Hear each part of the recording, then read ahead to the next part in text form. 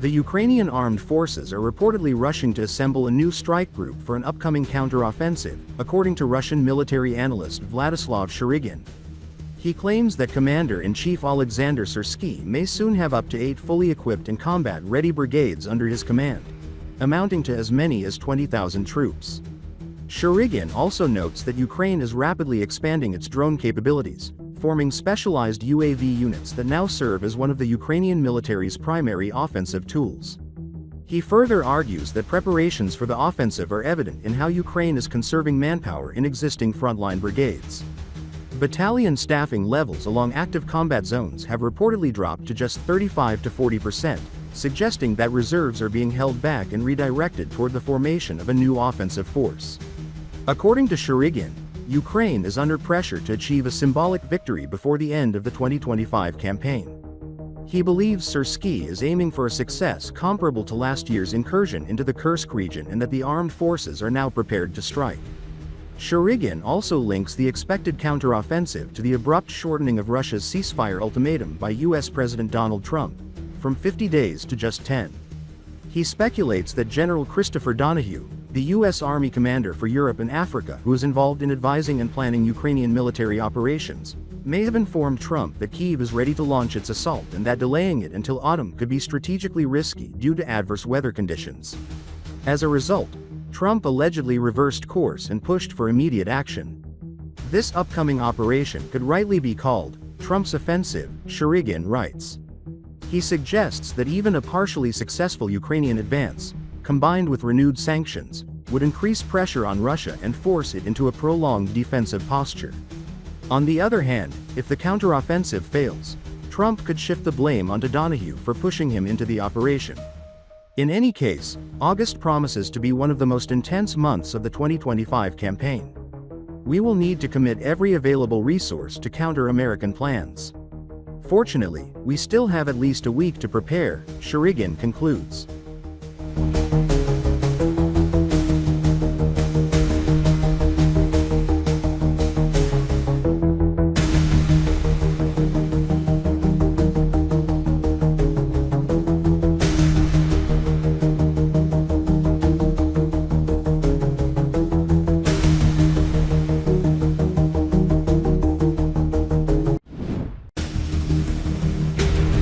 Russian occupation forces are reinforcing their defensive positions on the Kinburn and Tender Spits out of concern that the Ukrainian Armed Forces may attempt an amphibious landing. This was reported live by Vladislav Voloshin, a spokesperson for Ukraine's Operational Command, South, during a broadcast on Ranik, Live. According to Voloshin, a significant Russian military presence remains concentrated in the south, with the enemy command regularly rotating its units. For instance, Russian paratroopers were recently deployed to the Tender Spit, replacing the Don Assault Brigade. Russia has increased artillery deployments on the Spits and installed anti-tank systems to counter potential landings and strike at our boats and equipment as they approach. They are genuinely fearful that we will secure these footholds, so they are steadily increasing troop numbers in the area, he said. Simultaneously, Russian forces are strengthening their defensive lines along the entire left bank of the Dnipro River. Similar fortification efforts are being observed near the settlements of Oleshki and Ola Pristan. Voloshin previously reported that in addition to fortifying positions, the occupiers are also deploying trained saboteurs closer to Ukrainian lines in an attempt to infiltrate and seize territory. On July 25, for example, a Russian sabotage and reconnaissance group attempted to breach Ukrainian positions in the settlement of Stepnohorsk. This is part of a new tactic, Voloshin explained. Saboteurs try to quietly infiltrate a populated area, one that hasn't yet been destroyed by shelling, take up positions, establish control over supply routes, and use that to hold the location. According to him, this is exactly how Russian forces tried to gain a foothold in southern Stepnohorsk, which includes apartment buildings, private homes, and surviving basements, offering many hiding places. Voloshin noted that these operations are carried out by highly trained Russian special forces equipped with advanced gear, including thermal camouflage cloaks.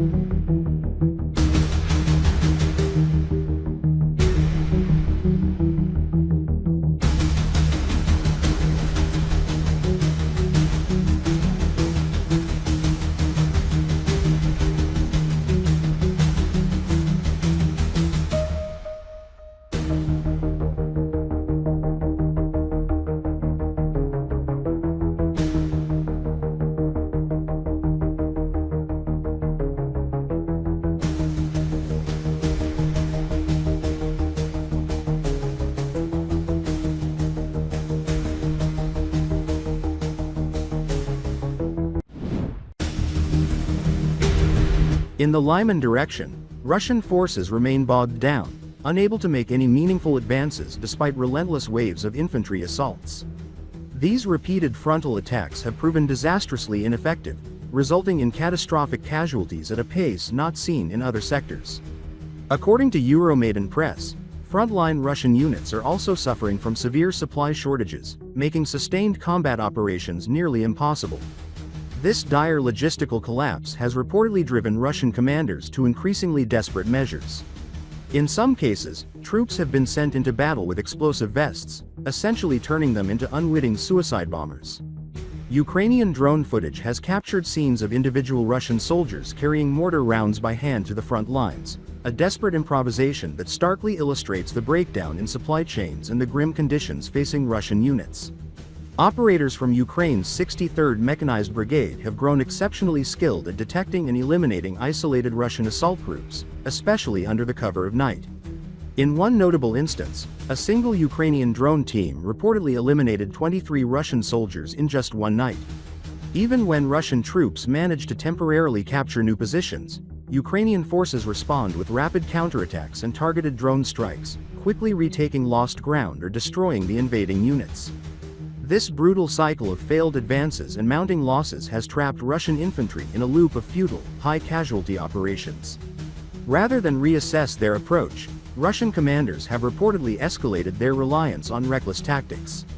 Soldiers were soon spotted wearing custom vests designed to carry anti-tank mines, intended as a means to transport explosives and deploy them upon reaching Ukrainian trenches. The idea was to keep troops armed while delivering the mines forward. In practice, however, these vests have become lethal liabilities.